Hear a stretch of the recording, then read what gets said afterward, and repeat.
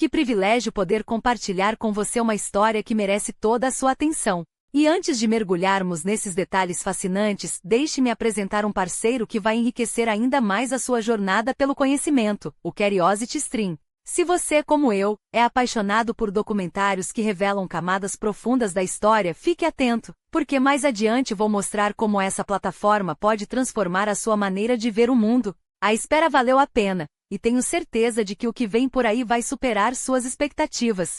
Imagine a Viena do início do século XX, um palco de elegância e poder onde nasceu, em 11 de dezembro de 1908. Um homem que a história registraria como Amon Gert, embora seu nome de batismo, Amon Leopold, carregasse um significado especial para ele. Essa era a capital de um império que dominou a Europa Central, o Austro-Húngaro, uma das maiores potências de sua época. Seu pai, Amon Franskirch, não era apenas um homem de negócios bem-sucedido, mas um indivíduo respeitado, à frente de uma editora vienense que publicava desde obras militares até títulos que cativavam leitores em toda a região. A Amistad Almões, sediada na encantadora Francesto, orgulhava-se de seu catálogo diversificado, enquanto a família Gert desfrutava de uma posição confortável na alta classe média.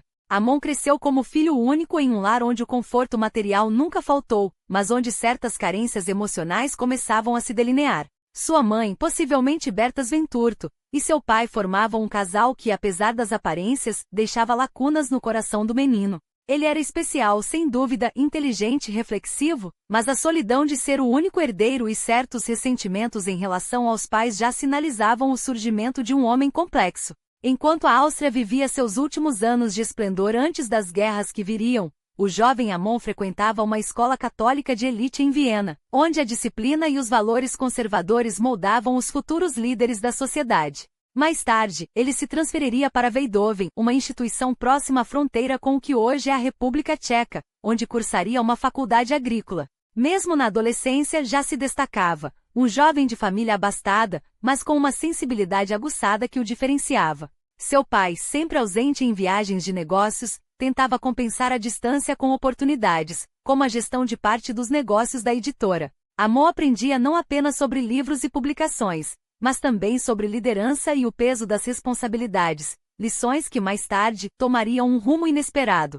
O que poucos sabem é que, por trás da fachada de uma infância privilegiada, havia um jovem que registrava suas angústias em diários e memórias, assim como outras figuras controversas de sua geração, como Joseph Goebbels ou Albert Speer. Os arquivos do Bundesarchiv Berlim guardam fragmentos dessa vida, mas muitos detalhes se perderam no tempo.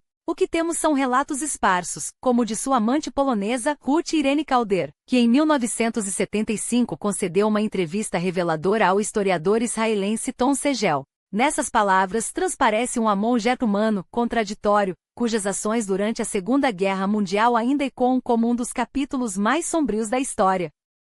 Seu envolvimento com a máquina nazista não foi mero acaso. As forças que moldaram a Europa do entre-guerras, o declínio dos impérios, as tensões nos Balcãs, a rivalidade entre potências e o nacionalismo ferrenho, criaram o terreno fértil para que homens como ele ascendessem.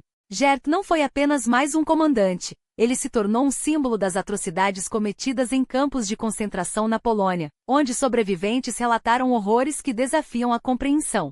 Seu julgamento pós-guerra trouxe à tona depoimentos chocantes, mas também uma pergunta incômoda: como um homem criado em berço esmerado com acesso à educação e à cultura, pôde se transformar em algo tão monstruoso? A resposta talvez esteja justamente naqueles anos de formação, em uma infância onde o afeto era medido, em uma juventude marcada pela busca de propósito e em um contexto histórico que premiava a crueldade disfarçada de ordem. A Áustria-Hungria que o viu nascer já não existia mais quando ele assumiu seu papel sinistro. O mundo que o formou havia ruído. E no vácuo deixado pelos impérios, surgiram homens que acharam que poderiam reescrever a história à sua imagem. E é aqui que a reflexão se torna urgente. Ao analisarmos figuras como Gert, não podemos nos contentar com o óbvio.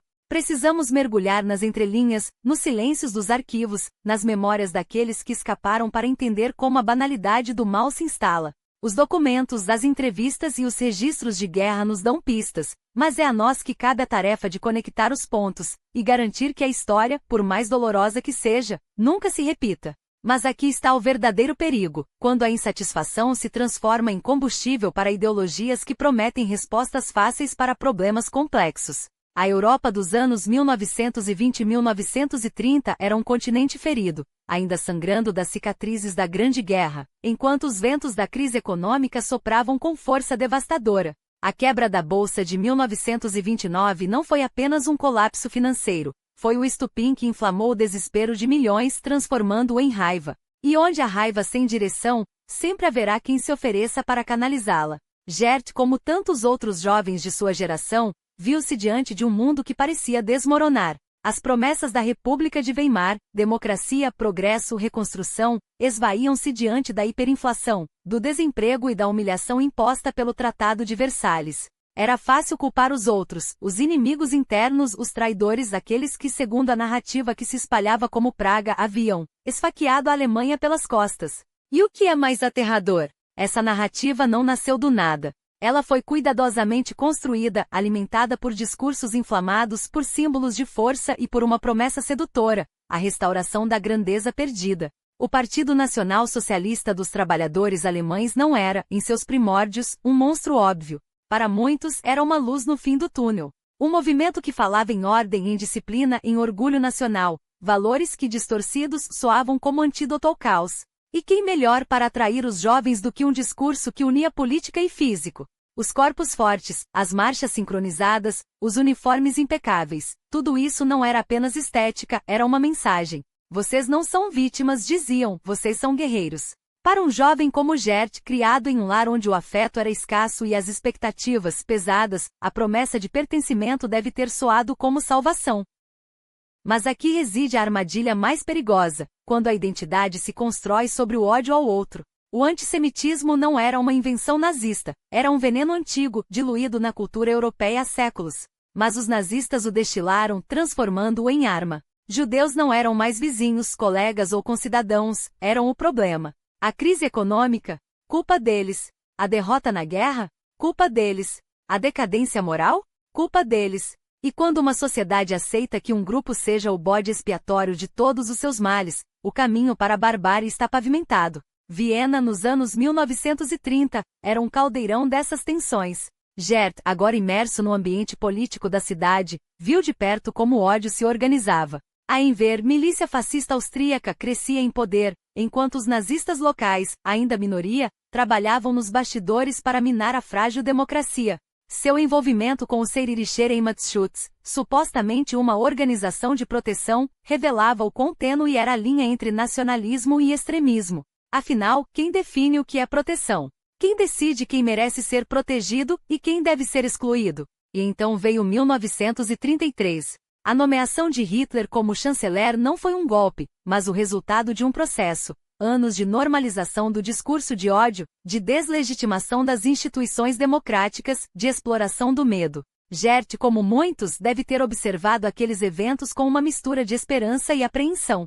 Afinal, o partido que ele apoiara, ou pelo menos tolerara, agora estava no poder. Mas o que começa como um movimento revolucionário logo se revela pelo que realmente é, uma máquina de opressão. A história nos mostra que o fascismo não chega de repente. Ele se infiltra disfarçado de solução. Primeiro, são os discursos. Depois, as leis. Em seguida, a violência justificada. E quando a sociedade percebe, já é tarde. Gert, em sua trajetória, encarna esse processo. Um homem comum, não um monstro, que passo a passo se deixou levar pela correnteza. Sua adesão ao nazismo não foi um ato de maldade inata, mas o resultado de escolhas, ou da falta delas. Hoje, quando vemos os ecos daquele passado ressurgirem, em discursos que demonizam minorias, em líderes que prometem salvar a pátria à custa da democracia, em jovens seduzidos por ideologias que vendem certeza em tempos incertos, precisamos nos perguntar: o que estamos fazendo para evitar que a história se repita? Porque o fascismo não precisa de monstros para florescer, basta com homens comuns. E com o nosso silêncio. Imagine só, um país inteiro seduzido pela promessa de ordem em meio ao caos. Não por acaso, mas por escolha. Não por força bruta, mas pela adesão voluntária de homens como Gert, homens que em 1933 viram no nazismo não um monstro, mas uma oportunidade. Uma chance de pertencer, de ter propósito, de ser parte de algo maior que suas próprias vidas esvaziadas pela crise. E é aí que a história nos ensina sua lição mais cruel. O fascismo não conquista apenas com botas e fuzis. Ele conquista com promessas. Gert não era um fanático nascido. Era um homem como tantos outros, jovem, desiludido, ávido por significado em uma Alemanha que sangrava desemprego e humilhação. Primeiro flertou com a juventude hitlerista, onde encontrou camaradagem e uniformes que disfarçavam a incerteza. Depois aderiu ao partido, não por ódio, mas por conveniência. Afinal, quem não quer ser parte do grupo que está ganhando? Em 1932, os nazistas já eram a maior força no Reichstag. 1/3 dos votos. 1/3 do país. 1/3 suficiente para normalizar o impensável. E então veio 1933, o ano em que a democracia alemã, já combalida, assinou sua própria sentença de morte. Hitler, chancelado não por um golpe, mas por uma coalizão de conservadores que achavam poder controlá-lo. O incêndio do Reichstag, usado como pretexto para esmagar a oposição. A lei de plenos poderes, aprovada por deputados que ou por medo ou por cumplicidade, entregaram a Alemanha nas mãos de um só homem.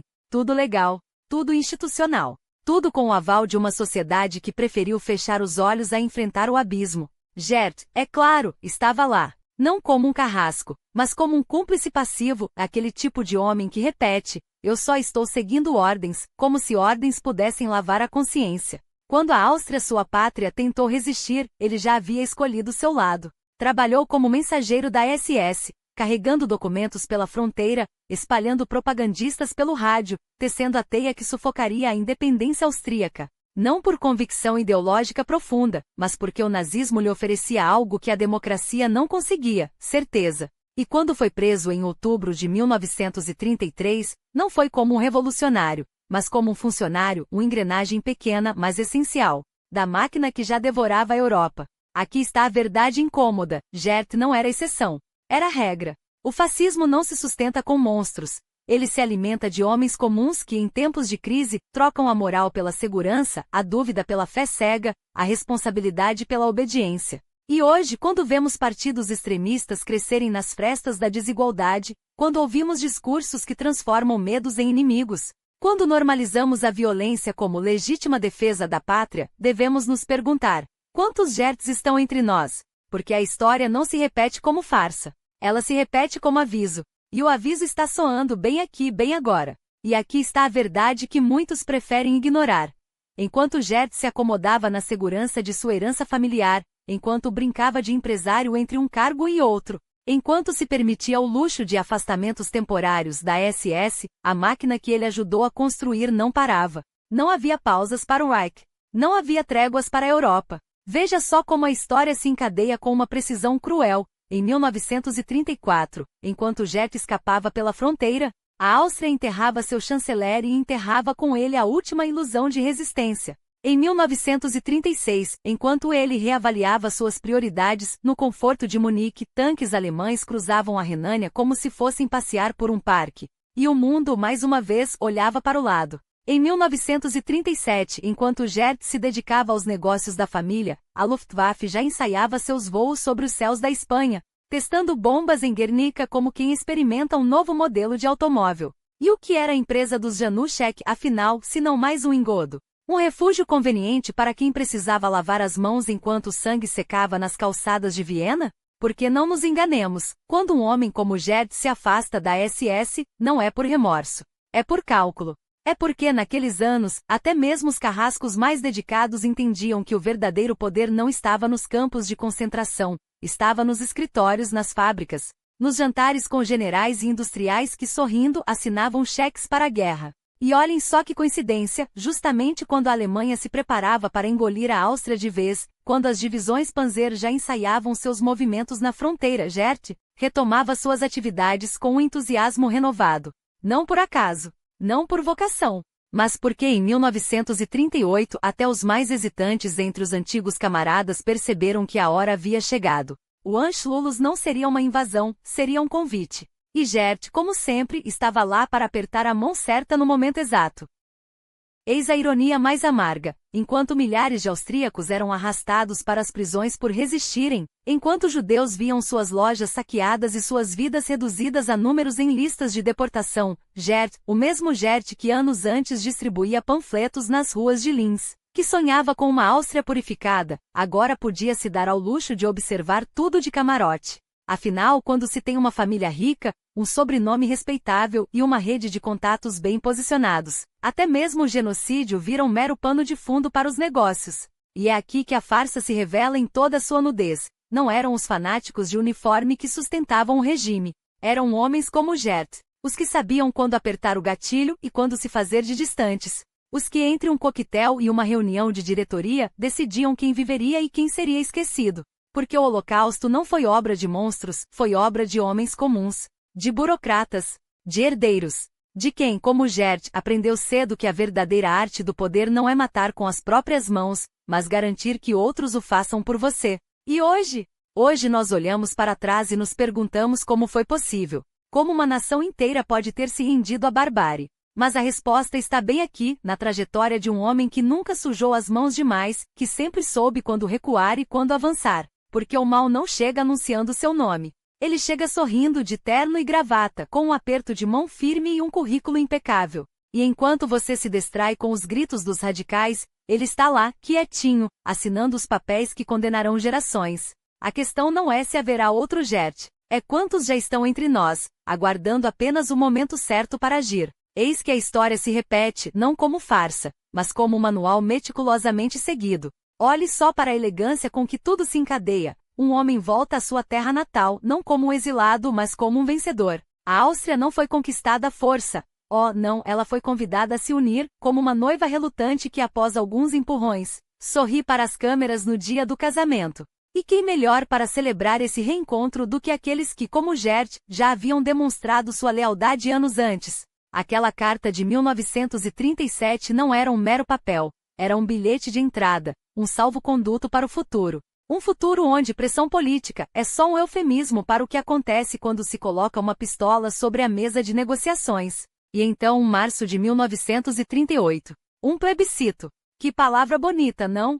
Só a democracia, a vontade popular, a voz do povo, enquanto nos bastidores, as listas de votos já estão pré-assinadas. 99,7% de aprovação? Até uma criança de 5 anos riria dessa estatística. Mas não importa. O que importa é o espetáculo, as bandeiras, os discursos, a sensação de inevitabilidade. A Áustria e a Alemanha agora anunciam, como se estivessem revelando um segredo que todos já sabiam, mas ninguém ousava dizer em voz alta. E Gert está exatamente onde deveria estar, no centro desse turbilhão, não como um espectador, mas como um dos arquitetos silenciosos. Porque homens como ele não precisam gritar suas intenções, eles as tecem fio por fio, até que a tapeçaria esteja completa e ninguém mais consiga distinguir o padrão original da distorção.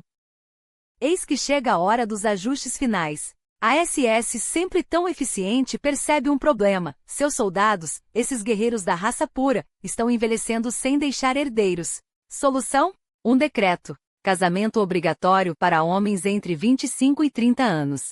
Pelo bem da pátria, claro. Pelo futuro da Alemanha. Como se o amor pudesse ser decretado, como se a paternidade fosse uma linha de produção. Gert, com seus 28 anos, não é exceção. Ele cumpre. Encontra Anne Geiger, jovem austríaca adequada, no evento de motociclismo, porque até o romance nesse mundo tem cheiro de gasolina e óleo queimado. Os testes raciais? Mera formalidade. Os 3 filhos que virão em rápida sucessão? Uma contribuição para o Lebensraum genético. Que Peter morra ainda bebê. Um detalhe triste, mas irrelevante. O importante é que Viana e Ingeborg nasçam, cresçam, ocupem espaço. Espaço que, aliás, está sendo liberado a cada trem que parte para o leste. Enquanto isso, Gert segue sua carreira. A Polônia o chama.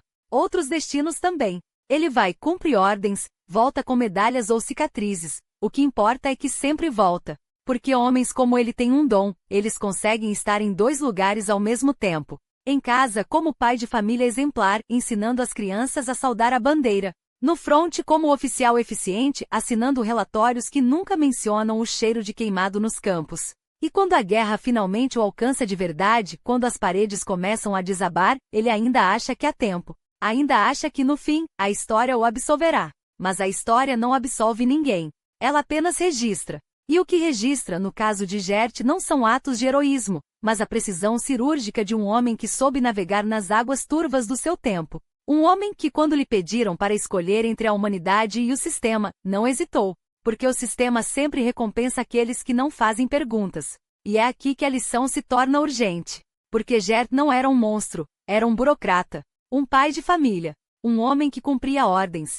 E é exatamente isso que o torna tão perigoso. O mal não precisa de demônios com chifres. Basta com homens de terno, canetas na mão e a capacidade de olhar para o outro lado. Quantos Gerts você conhece hoje? Quantos deles assinam papéis, justificam cortinas de fumaça, repetem que é só cumprir protocolos, enquanto o mundo arde ao redor? A pergunta não é retórica. É um aviso. E aqui está a verdade crua, desprovida de qualquer eufemismo. A escalada não foi acidental. Foi meticulosa. Cada lei, cada decreto, cada noite de terror foi um degrau calculado rumo ao abismo. Os judeus da Alemanha não perderam seus direitos de repente. Eles foram esvaziados, um artigo de cada vez, como quem desmonta um relógio para roubar suas engrenagens.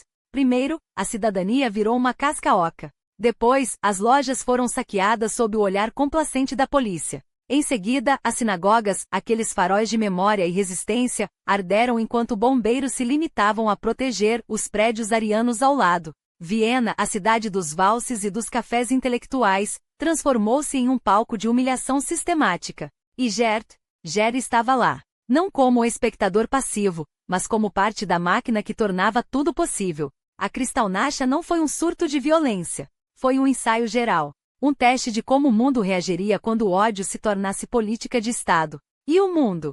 O mundo olhou para o outro lado. Assim como Gert olhou quando as vitrines se estilhaçaram, quando famílias foram arrastadas de suas casas, quando o cheiro de carne queimada se misturou à fumaça dos livros reduzidos a cinzas. Ordens são ordens, diriam depois os que assinaram as autorizações, os que distribuíram as cotas de deportação, os que calcularam o custo por vagão de trem rumo a lugar nenhum. E quantos de nós, hoje, repetiriam o mesmo mantra diante de uma planilha de custos ou um memorando corporativo? Mas não paremos por aí, porque a Áustria não foi suficiente. A Tchecoslováquia, esse país cheio de pessoas, como dizem com um sorriso condescendente, foi o próximo prato do banquete imperial. Os Sudetos, os Sudetos. Essa minoria oprimida que Hitler choramingava em discursos inflamados, enquanto tanques se posicionavam na fronteira. Autodeterminação gritavam. Justiça histórica, ecoavam os jornais. E a Europa, sedenta por paz a qualquer preço, engoliu a mentira em Munique, como quem toma veneno achando que é remédio. Um ano depois, quando Praga caiu sem um único tiro, ficou claro, não era sobre os Sudetos. Nunca foi. Era sobre o apetite. Sobre quanto o mundo estava disposto a ceder antes de perceber que estava sendo devorado. E então veio a Polônia. Setembro de 1939. O primeiro grito de guerra que ninguém mais podia ignorar. Gert, é claro, não estava na linha de frente não inicialmente. Homens como ele raras vezes estão. Eles preferem as salas aquecidas, os carimbos, as listas de nomes que se transformam em listas de mortos. Mas a guerra tem uma maneira de sugar até os burocratas para seu vortex. E assim, nosso funcionário exemplar foi transferido para Sturban 111, um daqueles eufemismos sinistros que escondem esquadrões de extermínio atrás de números frios. Promoção? Não. Era uma missão. Porque o Reich precisava de homens que soubessem organizar o caos, que transformassem o genocídio em logística, a morte em rotina administrativa. Katowice. Silesia. Um nome que soa como um suspiro na história, mas que foi, na verdade, um laboratório. Ali, entre as minas de carvão e as fábricas que alimentavam a máquina de guerra, Gert aprendeu a arte da despopulação. Não com bombas ou fuzis, isso é coisa de soldados. Ele usou canetas, planilhas, reassentamento, consolidação étnica, palavras que soam inofensivas em reuniões de gabinetes, mas que significavam uma coisa só: sumiço. Judeus, poloneses, ciganos, todos viravam números em relatórios, linhas a serem riscadas. E enquanto isso, colonos alemães chegavam com suas malas cheias de sonhos de um Lebensraum que nunca lhes pertenceu. Gert deve ter se sentido útil afinal, ele estava construindo algo. Uma nação. Um futuro. Um mundo onde pessoas como ele, homens de terno, de mãos limpas, poderiam prosperar sobre os ossos dos que foram apagados. E o mais aterrador, ele não era exceção. Era regra. Porque sistemas como o nazismo não são movidos por fanáticos gritando em comícios. São movidos por Gerts. Por aqueles que assinam os papéis, que olham para o outro lado, que repetem: eu só estava cumprindo ordens, enquanto o chão treme sob o peso de suas escolhas. A pergunta que fica é, quando a história nos julgar, quantos de nós serão lembrados como Gert? Quantos estarão do lado certo, não por coragem, mas por pura inércia? Porque o mal, meu caro, não precisa de vilões. Basta com funcionários eficientes. E aqui está o verdadeiro horror. Não foram monstros de chifres e garras que arquitetaram esse pesadelo. Foram homens como Gert, homens que assinavam requisições de cimento enquanto sabiam que cada saco seria usado para erguer câmaras de gás, que aprovavam orçamentos enquanto calculavam quantos corpos caberiam em cada forno. A máquina nazista não se construiu com ódio puro, mas com burocracia meticulosa. E Gert era um mestre nisso. Imagine-o em 1940, lendo os relatórios da ocupação da Dinamarca e da Noruega com o mesmo entusiasmo com que um executivo lê um balanço trimestral. A França caiu. Os Países Baixos também. Que eficiência! Como se estivessem falando de cotas de vendas, não de nações esmagadas. E enquanto a Europa se afogava em sangue, ele ajustava a gravata e perguntava com um sorriso profissional: e se otimizássemos a logística? E se, em vez de perseguição, pensássemos em solução? Palavras limpas para crimes sujos.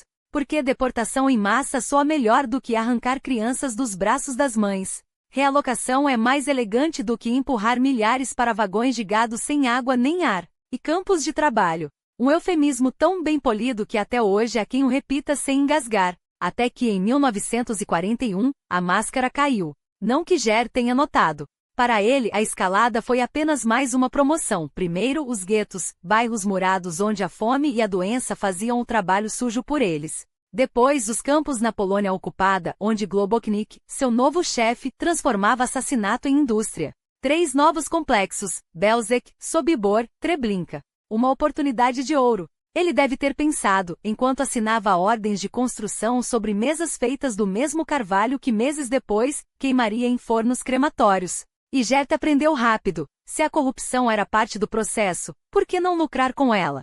Se os prisioneiros eram mão de obra gratuita, por que não explorá-los até a última gota de suor? Ou de sangue? Afinal, alguém tinha que administrar os recursos com eficiência. Até que em 1943, veio a coroa de sua carreira, Plazol. Um campo moderno, onde a morte não era um subproduto, mas o produto final. Gert chegou como comandante e logo ganhou um apelido carinhoso dos judeus de Cracóvia, o Cão de Lublin. Um título merecido, afinal, ele latia ordens com a mesma indiferença com que um fazendeiro separa ovelhas para o abate. Desocupem o gueto. Limpeza necessária. Os cemitérios? Excelente local para expansão. E assim, em março daquele ano, milhares foram arrastados para Plazol, os que não morreram no caminho, é claro. Os que sobraram. Mão de obra até o último suspiro, depois lixo a ser queimado. E o pior, Gert não era exceção. Era regra. Enquanto ele supervisionava Plazol, outros como ele gerenciavam Auschwitz, Treblinka, Birkenau, fábricas de morte onde a meta não era produzir, mas apagar. 1 milhão aqui, 300 mil ali, 100 mil acolá. Números em relatórios, não pessoas. E quando a guerra acabou e o mundo viu as pilhas de corpos, os sobreviventes esqueléticos, as valas comuns, Gert e seus iguais se esconderam atrás da mesma desculpa: eu só seguia ordens. Não sabia. Como se a assinatura em cada documento não fosse uma escolha. Como se a promoção após promoção não fosse uma recompensa pela lealdade ao horror. Hoje, quando olhamos para trás, perguntamos: como foi possível? A resposta está em homens como Gert, naqueles que transformaram o mal em rotina, a crueldade em carreira, e a indiferença em virtude. Porque o Holocausto não começou com câmaras de gás. Começou com um funcionário assinando um papel, depois outro, e outro, até que de repente o mundo inteiro estava coberto de cinzas. Eis a máquina em movimento, a engrenagem bem oleada da normalização do horror. Você está indo bem. Palavras que soam como um carinho no ombro enquanto se assina a sentença de milhares. É para Auschwitz ou para outro lugar? Pergunta retórica porque no fundo pouco importa. O destino é sempre o mesmo. Um trem que parte cheio e retorna vazio, exceto pelo cheiro de cinza que gruda nas roupas dos que ficam. Posso garantir que não havia câmaras de gás nos campos de extermínio. A mentira escorre suave, como mel envenenado. Não eram câmaras, eram soluções, não eram fornos, eram instalações sanitárias. A linguagem se torce até que o crime se torne um eufemismo, e o eufemismo, uma verdade conveniente. Em Cracau, meu querido amigo, foi tudo tão emocionante. E diz o algoz enquanto passeia pelas ruínas de vidas, como um turista em um museu de horrores que ele mesmo ajudou a curar. Uma estação de passagem chamam. Como se a morte fosse apenas uma conexão perdida, um atraso no itinerário. É triste pensar nos judeus poloneses enviados para Auschwitz. Sim, Triste como um bocejo depois de um jantar farto. Triste como a notícia do tempo quando a chuva estraga um piquenique. Também gerou guerra, que é uma coisa tão lamentável. A guerra, esse incômodo colateral, enquanto os trens seguem em ponto, carregando materiais e outros bens para o Ike. Crianças, velhos, doentes, tudo se transforma em recursos na contabilidade do extermínio. Será que isso está ligado ao esforço de guerra ou à população civil? Pergunta o burocrata, enquanto a caneta risca nomes de listas que nunca mais serão lidos em voz alta. Gert era um homem especial na arte de transformar assassinato em rotina, fome em estatística, dor em papelada. Quando pensava em Auschwitz, usava palavras como a emocionante jornada de começar o jardim de infância. Que metáfora mais perfeita! O jardim de infância onde as crianças não brincam, não crescem, não voltam. Onde a única lição é a da fumaça subindo em espiral sobre os telhados. Não estou dizendo que não houve mortes. Claro que não. A morte era apenas um detalhe operacional, um custos a ser gerenciado. Aconteceram na bela cidade de Krakow. Bela, sim, com seus muros ensanguentados e suas praças esvaziadas de risos. É de partir o coração pensar em todas as vidas perdidas. O coração parte, mas as mãos continuam assinando.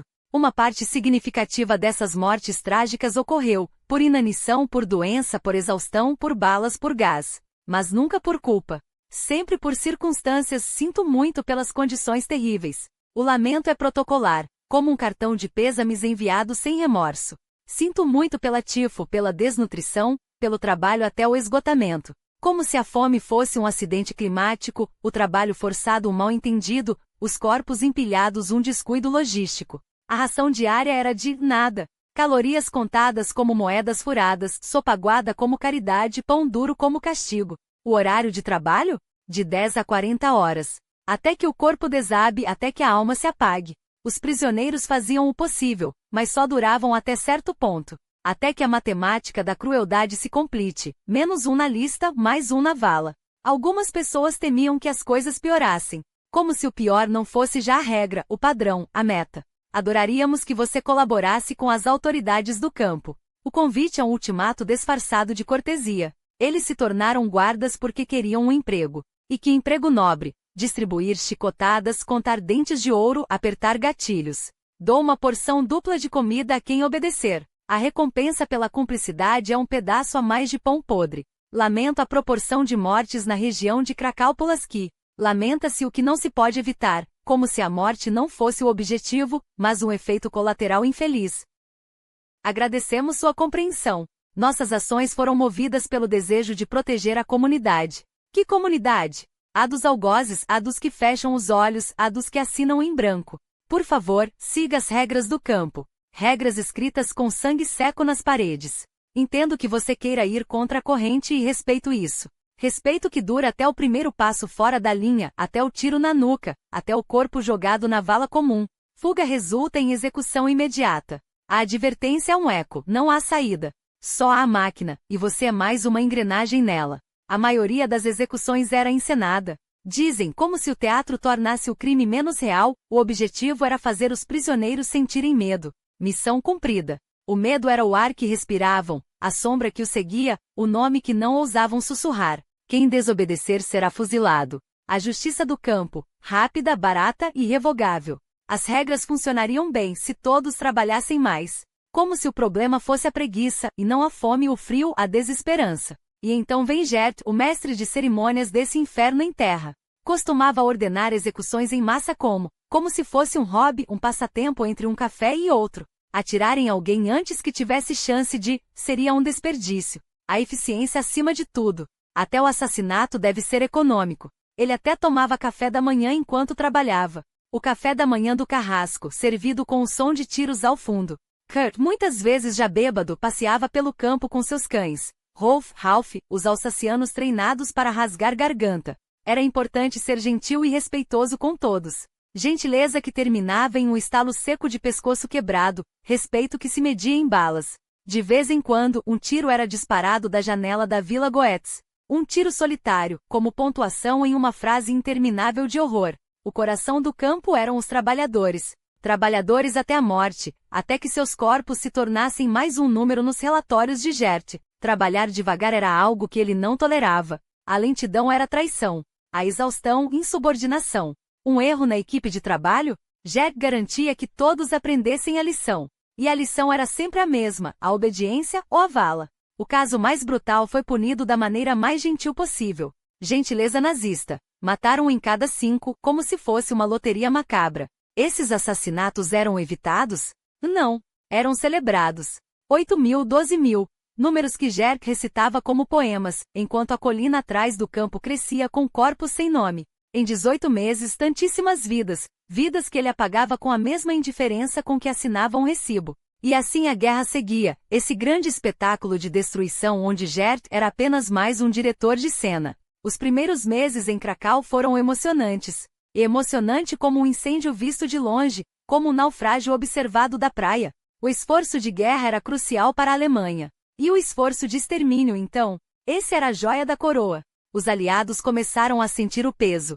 Mas não tanto quanto os judeus nos guetos, os prisioneiros nos campos, as crianças nas câmaras. Em 1941, Hitler decidiu virar as costas para a Inglaterra e mirar no leste. A Operação Barbarossa, uma vitória incrível, até que o inverno russo mostrasse seus dentes. Moscou e Leningrado ao alcance. Ou até que a neve engolisse os tanques, o frio congelasse os dedos nos gatilhos, e os soldados alemães descobrissem que também podiam ser vítimas. Stalin estava disposto a negociar, mas a máquina de guerra não tinha marcha a ré. Territórios conquistados. Ucrânia, Bielorrússia, a Rússia Ocidental. Até que a terra queimada se voltasse contra eles, até que os mortos se acumulassem em ambos os lados.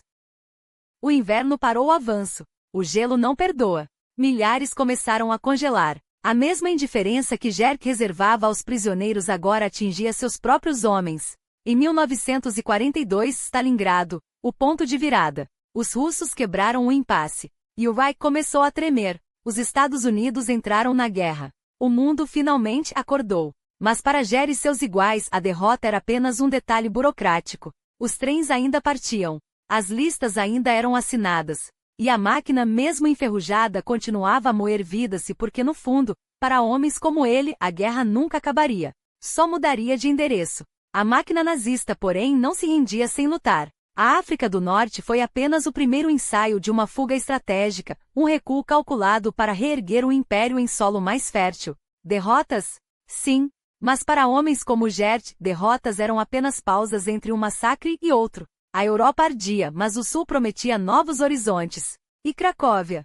Cracóvia seria o palco onde Gert reafirmaria seu domínio, onde a burocracia da morte ganharia contornos quase artísticos. Era lá que o Plazol se erguia, não como um mero campo, mas como um reino de terror administrado com a precisão de um relógio suíço. E no centro desse inferno, um homem se movia entre as sombras, Oskar Schindler, um industrialista, um oportunista, um homem forjado nas contradições de seu tempo. Vindo das colinas traiçoeiras da Sudetenland, onde a lealdade ao partido era moeda corrente e a denúncia, um esporte, Schindler não era um santo. Tinha sido preso por embriaguez, tinha cortejado o regime com a mesma facilidade com que trocava diamante, tinha se beneficiado da anexação como qualquer outro Volksdeutsch ambicioso. Em 1939, quando lhe presentearam com uma fábrica de esmaltes em Cracóvia, ele não fez perguntas. Afinal, negócios são negócios e a mão de obra era barata, demasiado barata. Os trabalhadores chegavam em filas silenciosas, esqueléticos, com os números tatuados ainda frescos na pele. Judeus de Cracóvia, arrancados de suas casas, empurrados para trás das grades de Plazol, onde Gert reinava com um revólver e um sorriso. Schindler os observava. Não por piedade, pelo menos, não no início, mas porque um homem que entende de números sabe reconhecer um desperdício. E matar trabalhadores era, acima de tudo, um mau negócio. Então ele começou a agir. Não com discursos, não com gestos grandiosos, mas com subornos, com listas falsificadas. Com caixas de uísque e maços de dólares deslizados para as mãos sujas dos oficiais da SS, não matem esses. Eles são meus. A princípios era pragmatismo puro, uma força de trabalho treinada valia mais do que um fuzilamento apressado. Mas algo mudou. Talvez tenha sido o dia em que viu um menino ser espancado até a morte por carregar uma bandeja de sopa derramada. Talvez tenha sido a noite em que um rabino, de joelhos na neve, sussurrou um salmo enquanto um guarda ria. Schindler passou a gastar sua fortuna não em luxos, mas em vidas. E Gert continuava seu trabalho. As execuções matinais eram sua sinfonia particular, um tiro na nuca aqui, um corpo arrastado pela lama ali. Certas manhãs, ele atirava em prisioneiros por capricho. Esse está olhando demais. Esse respira alto demais. Uma vez, matou um homem por ser alto. Ofuscava o sol, justificou, enquanto o sangue escorria pelo chão e os outros prisioneiros eram obrigados a lamber as poças. Era um sistema perfeito. O medo alimentava a obediência e a obediência alimentava a máquina. Mas o mundo lá fora não parava. Os russos avançavam como uma maré negra, devorando quilômetros, cidades e ilusões. A Itália havia traído Hitler. A Alemanha tremia. E em Plazol, as listas de Schindler cresciam, 1.200 nomes, 1.200 almas arrancadas das garras de Gert. Alguns diziam que eram menos. Outros que eram inventados, fantasmas em papel timbrado. Não importava. Cada nome era uma faca cravada no coração do sistema. Até que veio o verão de 1944. O campo incharam como um cadáver à deriva. De 2.000 prisioneiros passou a 25.000. Os guardas, 630 no auge, mal davam conta do cheiro de podridão. Os fornos de Auschwitz esperavam, famintos. E Gert, sempre Gert, mantinha a rotina. Paradas ao amanhecer, chicotes, tiros, a urina quente dos cães jogada sobre os corpos ainda mornos. Disciplina ele chamava. Ordem. Schindler, enquanto isso, jogava seu último trunfo. Com a fábrica prestes a ser fechada, ele convenceu, ou subornou, ou ameaçou, Gert a deixar que seus trabalhadores fossem transferidos para Brunlitz, longe das câmaras de gás. Eles são essenciais para a guerra, mentiu, enquanto as bombas aliadas já desfiguravam o céu da Polônia. Gert, é claro, sabia. Mas um homem que passa os dias afogando crianças em baldes de água suja não se importa com detalhes. Leve-os, rosnou. Mas se um só faltar, eu caço você como um rato. A guerra estava perdida. Todos sabiam. Menos Gert. Para ele, o apocalipse era apenas mais um turno de trabalho. Havia maneiras mais elegantes de trair um regime do que denunciar o próprio líder Benito. Mussolini e seus lacaios se aglutinaram para erguer um governo de fachada, enquanto Roma, com a sabedoria dos que já pressentiam o fim, escolheu o lado dos aliados. Não demorou para que uma missão alemã o resgatasse das garras da derrota, transportando-o para o centro da Itália como um troféu empoeirado que Hitler ainda insistia em exibir. O governo fantoche pró-alemão foi montado às pressas, um teatro grotesco em meio ao caos. E então veio a Guerra Civil. O norte da Itália se rasgava entre irmãos, enquanto os aliados, liderados pelos americanos e britânicos, com a força silenciosa e implacável dos canadenses, avançavam como uma maré que não pergunta se pode invadir. O verão de 1944 foi o prenúncio do desfecho. Na Normandia, as praias se tingiram de sangue e heroísmo no dia D, e dali em diante, cidade após cidade Paris, libertada entre lágrimas e bandeiras, as terras baixas reconquistadas, caíram como peças de um dominó que ninguém mais queria sustentar. Os aliados se preparavam para o golpe final na Alemanha Ocidental, enquanto os soviéticos, com uma fome que só a vingança sacia, empurravam suas linhas em direção a Berlim, esmagando a Polônia no caminho. Os campos de extermínio, antes fábricas de morte eficientes, agora se desmontavam às pressas, como um criminoso que apaga as digitais antes de fugir. Em agosto de 1944, 7.500 judeus ainda conseguiram escapar das garras de Auschwitz, mas 4 dias depois, as mulheres que ficaram foram enviadas para a Câmara. Mais 4.500 homens seguiram o mesmo destino. A máquina de Gert, outrora tão bem oleada, já rangia. E ele? O carrasco de Cracóvia, o homem que transformava a dor em lucro, agora via seu império desmoronar. As investigações da SS o cercavam como hienas farejando fraqueza. Afinal, até mesmo um sistema podre tem seus limites para a corrupção. Gert roubava sem pudor, joias arrancadas de dedos trêmulos, relógios de ouro que marcavam o tempo que seus donos não tinham mais. Tudo despachado para Viena ou para os bolsos de sua esposa, enquanto os prisioneiros, esqueléticos, cavavam suas próprias covas. Mas a festa estava acabando. Em setembro de 1944, ele foi chamado de volta a Berlim, onde o aguardavam perguntas. Acusações de desvio de recursos, de negligência, a ironia, humanidade excessiva com os prisioneiros. Como se deixar alguns vivos para trabalhar fosse um ato de clemência e não mera pragmática crueldade. Por um milagre da burocracia nazista, as acusações foram arquivadas. Gert voltou, mas não como antes. O campo que ele comandará com mão de ferro agora era um esqueleto de si mesmo, administrado por Arnold Busch. Um homem cuja única inovação foi acelerar o que Gert já fazia, deportações em massa, valas comuns reviradas para apagar vestígios. Corpos queimados em fogueiras que iluminavam o céu noturno como tochas de um ritual macabro. Os últimos meses de 1944 foram um frenesi de destruição. Os SS, bêbados de poder e de álcool, celebravam enquanto a Europa ardia. Gert, porém, já olhava para o horizonte. Sabia que a conta chegaria. E quando chegasse, não haveria mais ninguém para assinar a sentença, exceto ele mesmo. O rastro de horror que Gert deixou para trás não poderia ser apagado tão facilmente.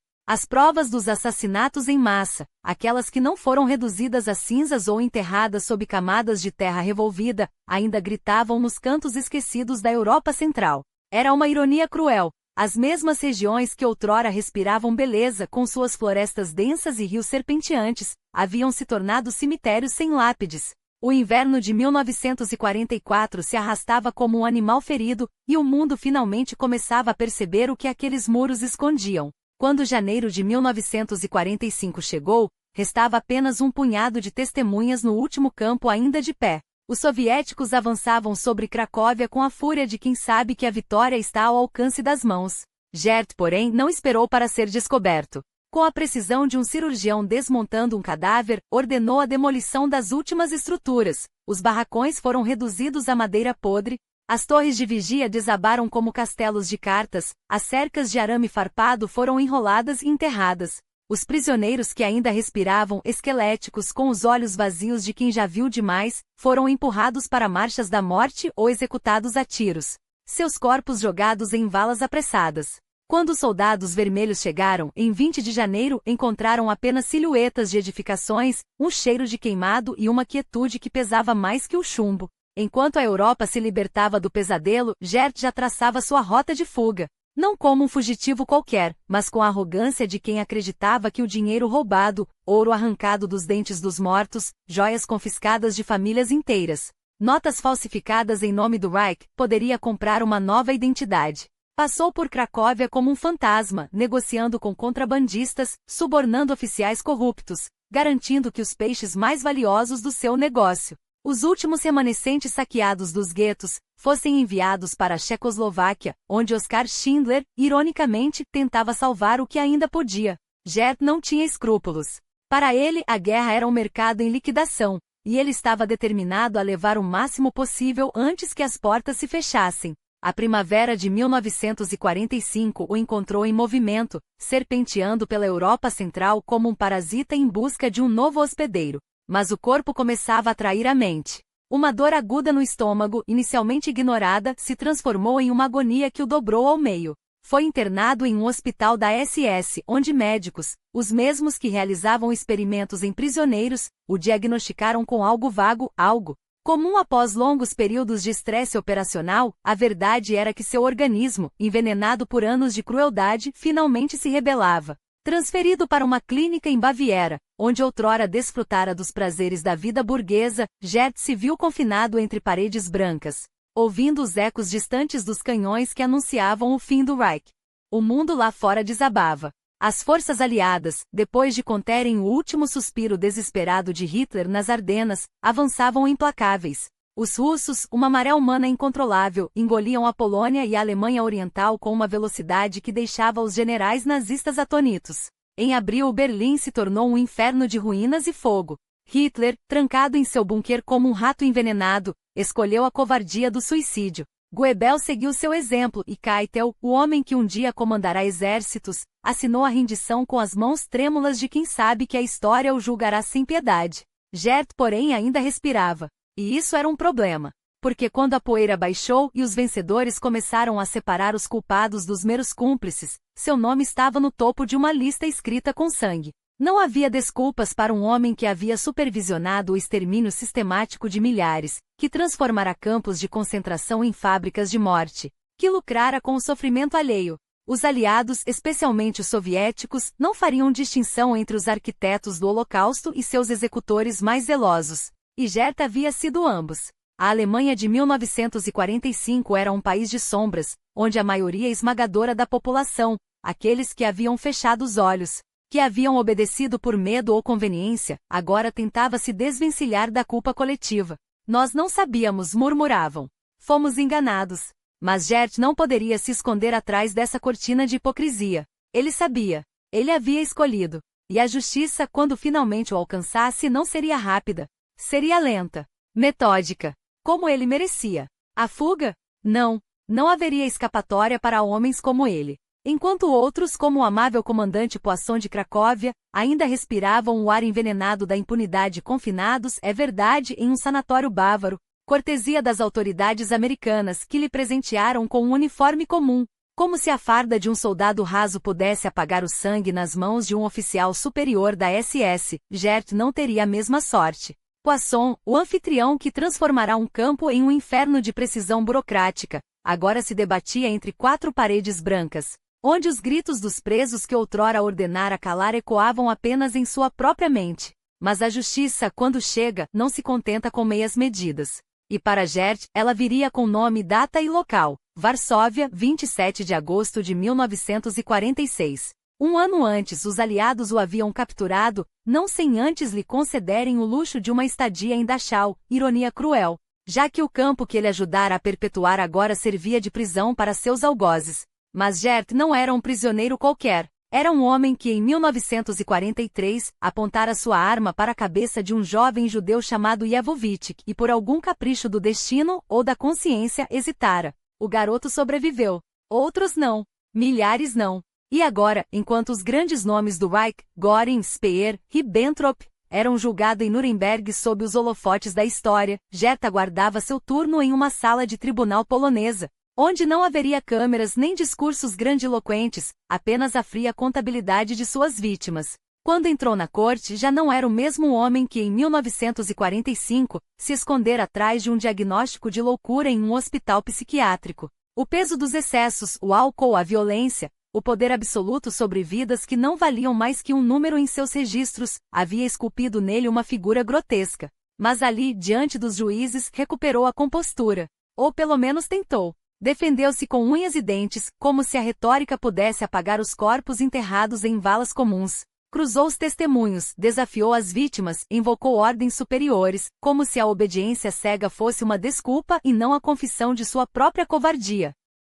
70 testemunhas. 10 dias de depoimentos que desnudaram não apenas seus crimes, mas a mecânica do horror que ele ajudara a aperfeiçoar. E quando a sentença foi lida, culpado por 8 assassinatos comprovados, como se os milhares restantes fossem meros detalhes, não houve surpresa. A forca o aguardava, erguida nos mesmos terrenos onde outrora comandará. 8 dias depois, em 13 de setembro de 1946, o carrasco cumpriu seu dever. Seu corpo foi cremado, as cinzas jogadas ao vento, como se até a terra recusasse abrigá-lo. Restaram uma esposa, 2 filhos e a sombra de uma amante, detalhes triviais para um homem que, em vida, tratara a existência alheia como mera burocracia. Enquanto isso, a apenas algumas centenas de quilômetros dali, outro homem, seu oposto em tudo menos na capacidade de decidir sobre vidas, também tentava escapar. Oskar Schindler, o industrial que trocara lucros por almas, agora vagava pela Europa com pouco mais que as roupas do corpo e cartas de gratidão assinadas por judeus que jamais esqueceriam seu nome. Diferente de Gert, Schindler não se escondeu atrás de desculpas. Assumirá riscos, subornara, mentira, mas nunca matara por prazer. E quando os russos avançaram, ele fugiu para o oeste não por medo da justiça, mas da vingança daqueles que, como Gert, não entendiam por que um alemão salvara judeus. A história, porém, não se importa com nuances. Para Gert restou o esquecimento, para Schindler, um lugar ambíguo entre o herói e o oportunista. Mas a verdade é que, no final, ambos foram julgados, um pela lei, outro pela consciência. E enquanto as cinzas do primeiro se dissipavam no ar polonês, o segundo carregaria, até sua morte em 1974, o peso de saber que, mesmo tendo salvado mais de 1000, jamais seria suficiente. Porque em um mundo onde homens como Gert existiram, nenhum número de vidas resgatadas poderia compensar o que se perdeu. E a justiça, quando chega, nunca é suficiente. Mas é tudo o que temos. Mas a história não termina com o peso da consciência ou o veredicto da justiça. Ela se arrasta como uma sombra que se recusa a se desprender do corpo que já não existe. Oskar Schindler, o homem que desafiou o inferno com uma lista, viu sua própria vida se transformar em um labirinto de contradições depois da guerra. Não houve um final triunfal, nenhum arco de herói coroado com glórias.